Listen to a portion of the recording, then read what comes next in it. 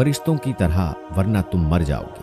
कहा जाता है कि शैतान सांप के साथ मिलकर जन्नत में गया और सांप की सूरत में उनसे बात की, अल्लाह के नाम की कस्में खाईं और कस्में खाकर यकीन दिलाया कि अल्लाह ने उस दरख्त से शुरू में रोका था, इसलिए कि उस वक्त तुम्हारी नई नई पैदाइश हुई थी, तुम्हारा जिस्म उसे बर्दाश्त नहीं कर सकता था। अब एक अरसा हो गया है, अब तुम मजबूत हो चुके हो, अब उसे खाने में कोई हर्ज नहीं है। बीबी हवा उसकी बातों में आ गई।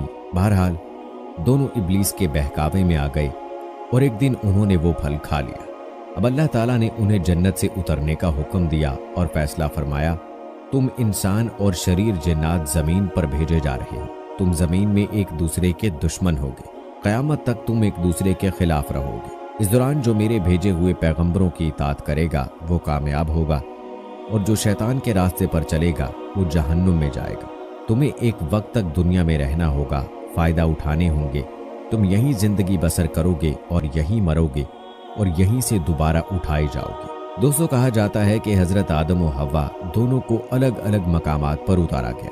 हजरत आदम अलैहिस्सलाम को कोहे हिंद में और हव्वा अलैहिस्सलाम को जरा में। दोनों बहुत शर्मिंदा थे, उन्होंने अपनी गलती पर तौबा करनी चाहिए, लेकिन अल्फाज समझ नहीं आ रहे थे। अल्लाह ने उन्हें ये कलमात सिखाए जिनका जिक्र कुरान मजीद की सूरत आराफ में है, जिसका तर्जुमा है, ऐ हमारे परवरदिगार, हम अपनी जानों पर जुल्म कर गुजरे हैं और अगर आपने हमें माफ ना फरमाया और हम पर रहम ना किया तो यकीनन हम नामुराद लोगों में शामिल हो जाएंगे। जब उन्होंने ये कलमात कहे तो अल्लाह ने उन्हें माफ कर दिया और वो अरफात के मैदान में एक दूसरे को तलाश करने में कामयाब हो गए। यहीं से दुनिया में इंसानियत के दौर का आगाज हुआ। दोस्तों, जहां तक हजरत आदम अलैहिस्सलाम की औलाद का जिक्र है तो कहा जाता है कि हजरत हव्वा अलैहिस्सलाम ने 20 बार विलादत की तकलीफ उठाई। हर बार जुड़वा बच्चे पैदा होते थे, एक लड़का एक लड़की। जो एक साथ पैदा होते थे वो सगे बहन भाइयों की तरह होते, उनकी शादी नहीं हो सकती थी। जो अलग अलग पैदा होते थे उनकी शादी हो सकती थी। इंसानी आबादी के लिए उस वक्त अल्लाह ताला ने यही हुक्म बतौर शरीयत नाजिल फरमाया था। इस तरह बीबी हव्वा ने कुल 40 बच्चों को जन्म दिया।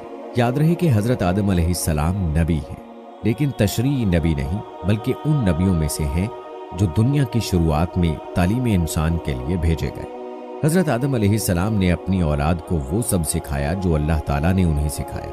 सब एक अल्लाह की इबादत करते, खेती बाड़ी करते और जानवरों को पालते। दोस्तों, हम आपको हजरत आदम अलैहिस्सलाम की वफात के बारे में भी बताएंगे और आप अलैहिस्सलाम ने कितनी उम्र पाई ये भी बताएंगे, लेकिन पहले आपको हजरत आदम अलैहिस्सलाम से जुड़ी कुछ दिलचस्प मालूमात बताते हैं।